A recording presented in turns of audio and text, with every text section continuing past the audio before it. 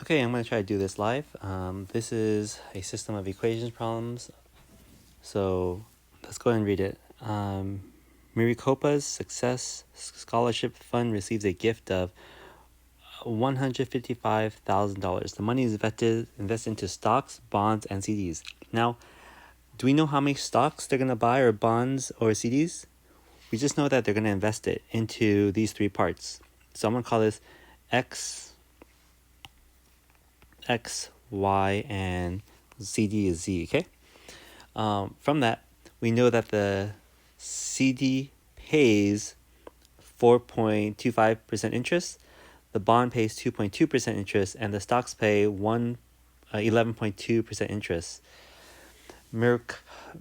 Maricopa Success invests 10,000 more in bonds than in CDs. So we have three equations here. We have one right here. Whoops. This is our first one. Our second one is going to be right here. Interest payments. And here's the end of that. If the annual income in investments is this, so that's the result of each of those interest payments. And our third equation is going to be this one here. Let's pick a color I can see. Let's use this one over here. And that's our last equation, okay? So let's try to set this up. In the end, how much was invested in each account? So if we didn't have the ability to solve this system of equations, we would just kind of be randomly guessing and checking. We know that the stocks, the bonds, and the CDs add up to a total gift of $155,000. Okay. We also know that at a rate of 4.25%, which is how much they got for CDs. Careful, that is our Z value, right? That's our Z value. Our bonds is our Y value, and our stocks is our X value. So if I multiply the percentage as a decimal, it'll be 0.112 times X. That's how much we multiplied our stocks by. And our bonds is 0.022 Y. And our Z is at a rate of 4%, so 0.0425. And this is equal to and they made from that investment a profit of $9,282.50. Okay. How much was invested in? Okay, we need our third line. Since we have three variables, we need three equations. The last one is Maricopa's Success invests 10,000 more in bonds than CDs. So 10,000 more in bonds and CDs. So whatever they invested in bonds, which is letter Y, that is equal to the amount they invested in CDs, which is Z, plus $10,000. Okay. So just to make sure you double check that, if I invested 1,000 in Z, which is CDs for me, that means they invested 11,000. Oops, to me 11,000 in bonds, and that would be 10,000. They invested. Yes, they invested 11,000 in bonds, which is 10,000 more than CDs. All right, because CDs they only invested 1,000. Okay, just to double check that, because sometimes our words get a little twisted around. I'm gonna move this a little over. I'm gonna move my Z over to my left side, so my X, Y, and Z's are on the same side. Also, if I don't want to deal with all these decimals here, I can multiply these by values of 10, right? So I can get rid of those decimals. And I can see I have 1, 2, 3, 4 here. So I'm going to multiply everyone by 10,000. So we're going to end up with a lot of spaces here. So let's rewrite this. We have X plus Y plus Z is equal to 155,000. We have we're going to multiply everything by 10,000. So 1, 2, 3, 4. So we end up with 1120x plus 1, 2, 3, 4, 220y, and 1, 2, 3, 4. We end up with 425z, and this is equal to 1, 2, 3, 4, 9, 2, 8, 2, 5, 1, 2, 3 zeros. And our third line is going to be y minus z is equal to 10,000. Okay, so we have our three equations. I'm going to set that into a matrix for us. So 1, 1, 1, 1, 5, 5, 0, 0, 0. We have 1, 1. I have too many ones there. Whoops, sorry. Too many ones. 1, 1, 2, 0, 2, 2, 0 for y, and 425 for z. And we have a huge number here, 9, 2, 8, 2, 5, 0, 0, 0, and 0x, 1y, negative 1z, and we have 10,000 here. Okay. All right. So our goal is to get a bunch of zeros here. So let's do that. We have a 0 here, which is nice already. So I'm going to match these two together so that we can cancel that out.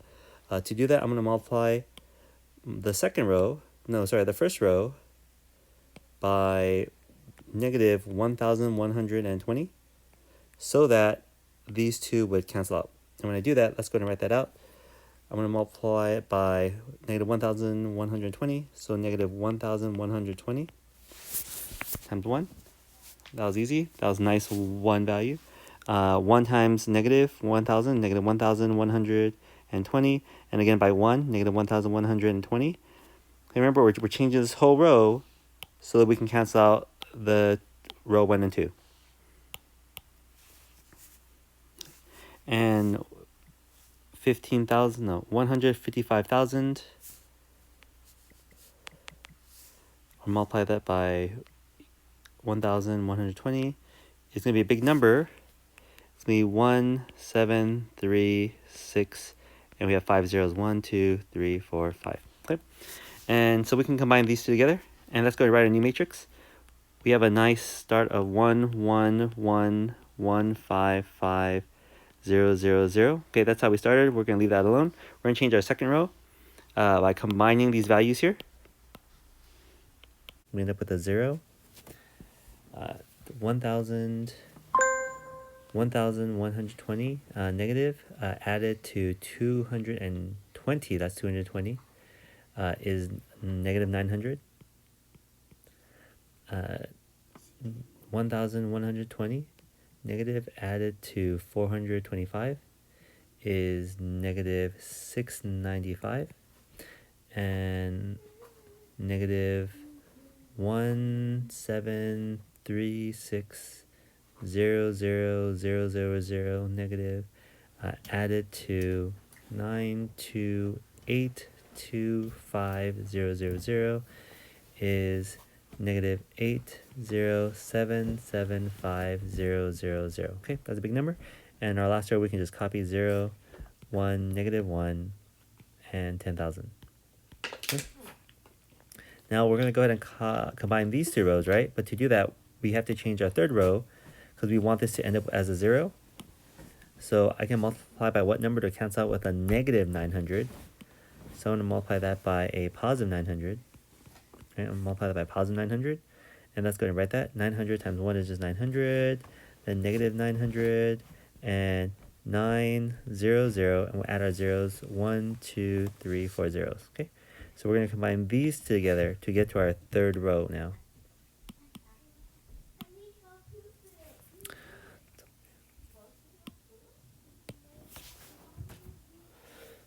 Okay, let's go with our last, not our last, but we're kind of getting closer.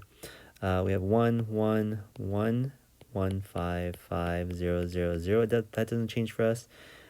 We have 0, negative 900, negative 695, and negative 80775,000. That hasn't changed.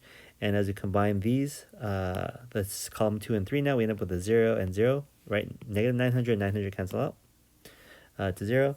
We're going to combine our 695 negative and our negative 900, giving us a negative 1595. And let's combine our third column. It's negative 80775000, and we're going to add 9000000 to that, and negative 7177500. Okay, all right. So we're pretty much we're pretty golden here. We have our zeros in our corner, and we want this to be a 1 1 1. We're gonna work our way backwards. So to do that, we're gonna just divide this whole row by negative 1595, and that should give us a whole number if we did this right, 1595, and that gave us 45,000. Oh, that's nice. So of course I need a calculator to do this problem. We have 155000, 0, negative 900, negative 695, negative 80775000, and we changed our last row into 1 and $45,000. So our last column here stood for CDs, right? So we know these are our CD values. CDs was my Z value. So the amount in CDs was 45,000. And now we can start working backwards. But I'm going to do this in our matrix form. I'm not going to plug it back in. We could actually do it right here. If you see, we have values that we can plug Z into. That for sure would work. Oh, let's just do that then. Since we now know Z is equal to 45000, we had an equation right here that helped us find out y. So y minus 45,000 is equal to 10,000. Okay, and y is now equal, moving the 45,000 over to 55,000. Okay, and working our way up, we have x plus y plus z is equal to 155,000. So since we have z, which is 45,000, we have y, which is 55,000, and we know this totaled to 155,000, and we're just missing x now. We can combine those values together. X plus 100,000 equals to 155000 minus 100,000 to both sides, and we're left with 55,000. Ring, ring, ring. Okay, so now we know x, Ring, y, ring. and z.